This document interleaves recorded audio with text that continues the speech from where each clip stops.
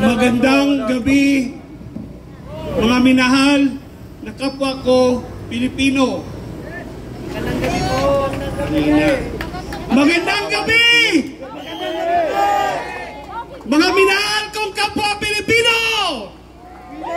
Ngayong gabi tayo ay nandirito dahil pinagdasal natin ang ating adikain na magkaroon na may mapayapa at magandang pamumuno ang ating gobyerno.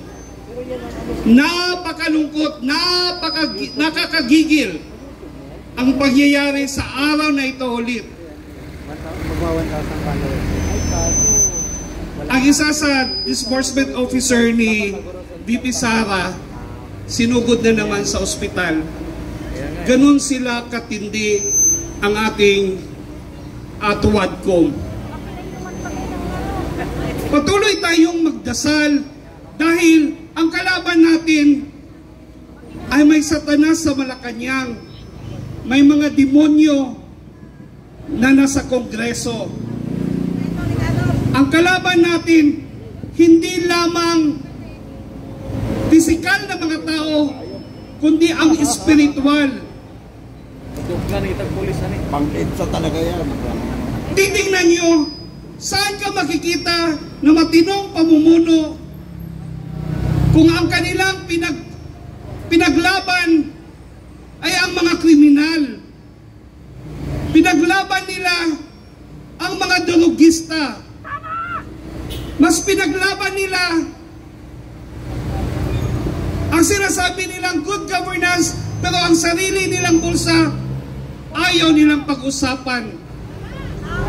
Pag ikaw ay magsalita, sumasagot ka na mas matalino ka pa kaysa kanila, contempt. Stick to the plan.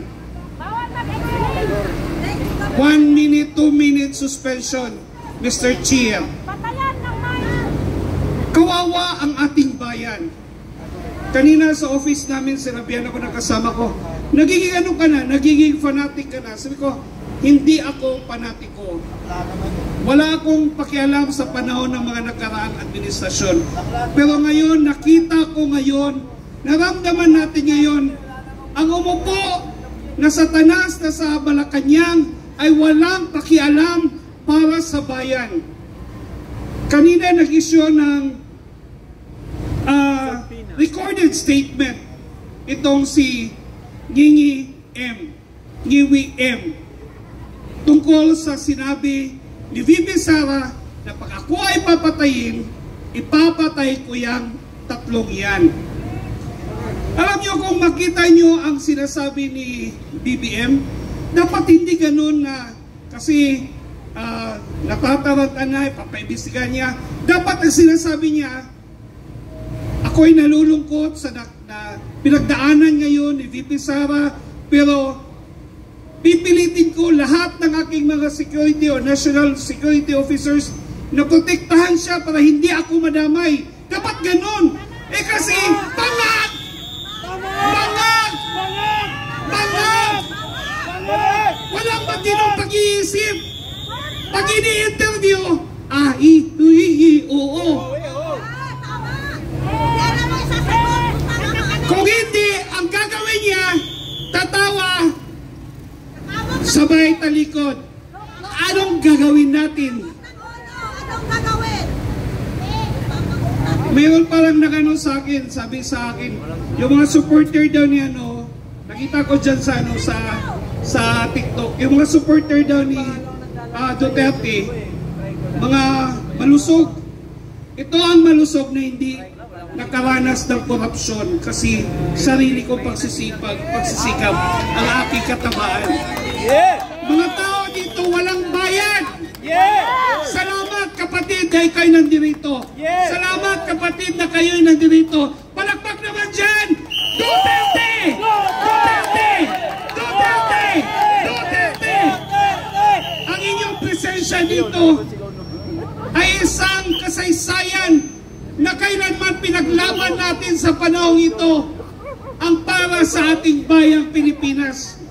Dahil hindi na ito biro ang pangyayari sa ating bansa. ikaw na nanonood ngayon sa bawat page o sa bawat channel, inikayat ko kayo, habang meron tayo ditong kaganapan, sumama kayo. Kahit 1 oras o 2 oras, magpakita kayo ng suporta, magpakita kayo na mahal nyo ang bansang Pilipinas. Natutuwa ako, may kausap ako isang nanay, galing pa sila ng Laguna. May mga nanay, galing pa ng Cavite at saka Paranaque. Nay, salamat sa inyong pagmamahal sa bayan. May nakausap akong teacher, alam niyo sabi ng teacher, isa siyang public school teacher ng Pasay. Pumunta siya dito para magpakita ng suporta.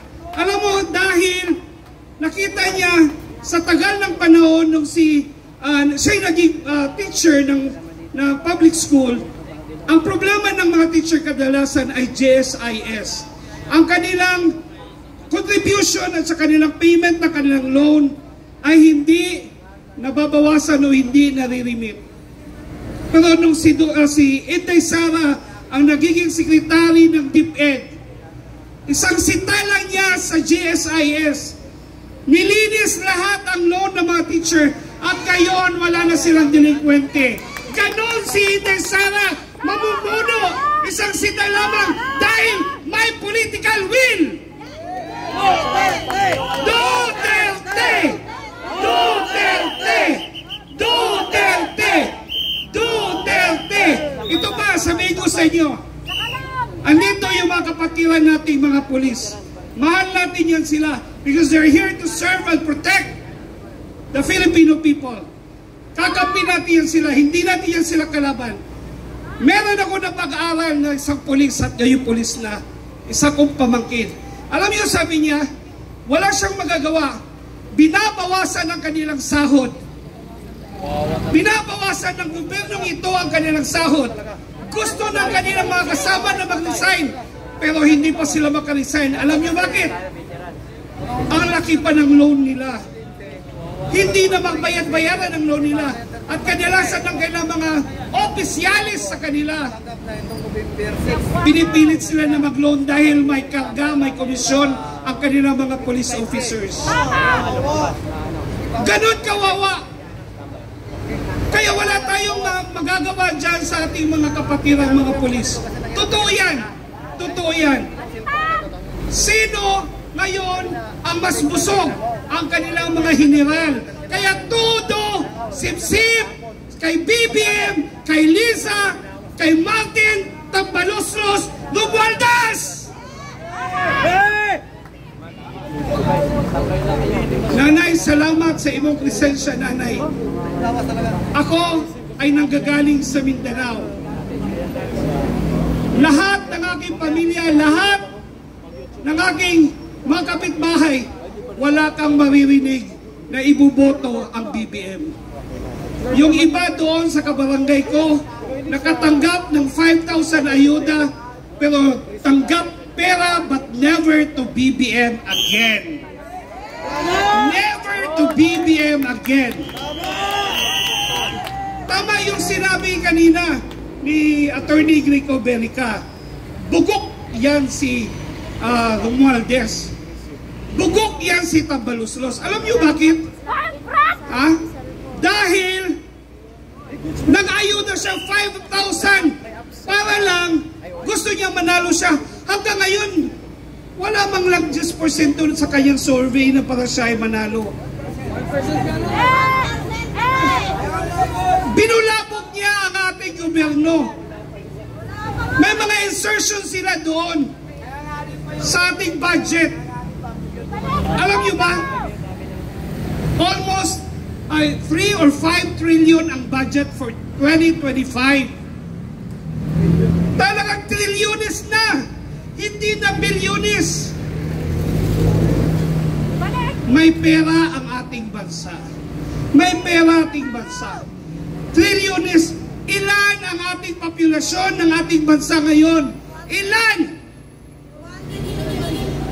200 million? Pero ang botante natin ngayon, parang hindi pa yata 200 million, mami. Opo. Hindi pa. Imagine, tayo nakatayo dito, nakaupo. Simple lang tayong mga mamamayan, ordinaryong Pilipino, nagkakaltas ng buwis.